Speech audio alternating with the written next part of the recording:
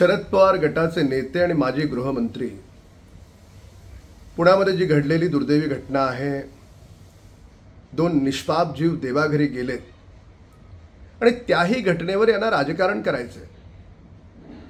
काय प्रश्न विचारतायत ते? आणि मुळामध्ये त्यांना प्रश्न विचारण्याचा नैतिक अधिकार तरी काय?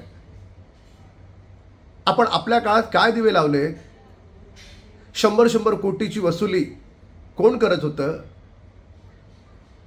एक अतिशय धनदांडगा बिल्डर कोविड काळात त्याला पिकनिकला पाठवण्यासाठी पोलिसांचा ताफा त्याला कोण देत होतं त्या आरोपीला? या सगळ्या गोष्टी आम्ही तुम्हाला विचारायच्या?